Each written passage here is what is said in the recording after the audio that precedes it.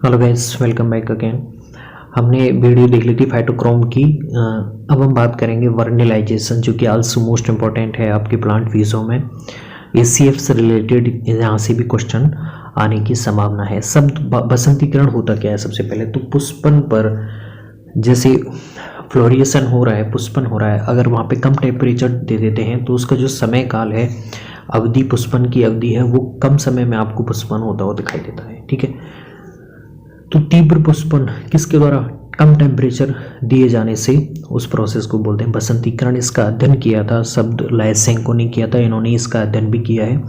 जबकि कोराट साइंटिस्ट थे, उन्होंने इसे बताया कि पौधों में पुष्पों के आरंभीकरण और विकास को शीतलन उपचार द्वारा त्वरित करना। ठीक है, पुष्पों के आरंभीकरण और उनके विकास को तीव्र करना। कैसे तीव्र करना? टेम्परेचर कम देके शीतलन उपचार के द्वारा। वो कोराट साइंटिस्ट ने बताया था। जबकि शब्द किसने दिया था? लाइसेंको ने दिया था, और इन्हीं ने ही इसका विस्तृत अध्ययन किया था। तो तीव्र पुष्पन करना टेम्परेचर कम देके, वो क्या कहलाता है? बसंतीकरण कहलाता है। इसकी सबसे पहले स्टिमुलस किसे मिलता है? तो ये क्वेश्चन भी पूछ सकते हैं। स्टिमुलस तो सबसे पहले आपके सूट एपेक्स को मिल सकता है, प्रोसीड्स को मिल सकता है, पत्तियों को मिल सकता है, या फिर भ्रूणाग्र सबसे पहले आपके इसके बसंतीकरण की स्टिमुलस को ग्रहण करती हैं और बाद में उसका रिजल्ट देती हैं आपकी तीव्र तरीके से पुष्पन करके।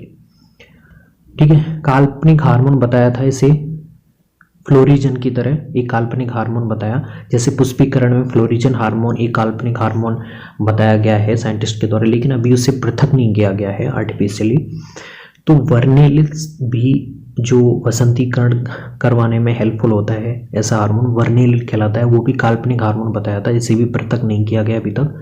और मेल्चर्ड साइंटिस्ट थे जिन्होंने इसे काल्पनिक हार्मोन कहा था। तो साइंटिस्ट के नाम भी थोड़े से याद रखना।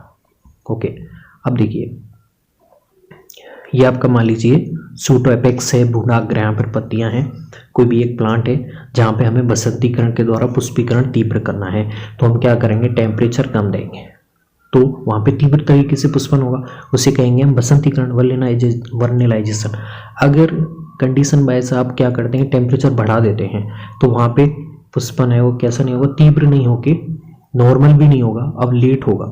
ठीक है, तीव्र तो टेम्परेचर कम देंगे तब होगा, लेकिन हमने टेम्परेचर इंक्रीज कर दिया तो उस कंडीशन में वो कैसा होगा?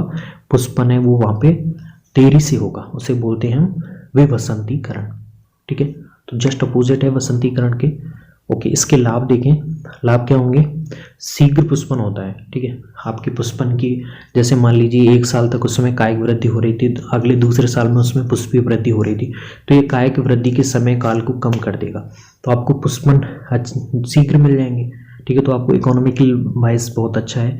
दूसरा, बसंत जो सामग्री से उत्पन्न प्लांट होते हैं वो कैसे होते हैं? कवक प्रतिरोधी होते हैं, कवक रोगों के लिए प्रतिरोधी होते हैं। ठीक है, जैसे इस प्लांट है, इस प्लांट के अगर बीजों से आप अगली संतति बनाएंगे तो उस प्लांट में एक प्रतिरोध आ जाएगा, रेजिस्टेंट आ जाएगा कवक रोगों के लिए, तो ये एक अच्छी बात है। तो बसंतीकरण के ये लाभ होते हैं, शीघ्र पुष्पन हो जाता है तीव्र तरीके से, तो इकोनॉमिकल वाइज अच्छा होता है। दूसरा, आपके लिए रोगों से रिलेटेड एक अच्छा लक्षण आ जाता है, इसमें कवकों के लिए प्रतिरोधी हो जाते हैं। तो ये था आपका बसंतीकरण, टेम्परेचर कम देके पुष्पन तीव्र करना। आई होप गाइस आपको दोनों वीडियो समझ में आए होंगे। थैंक्स।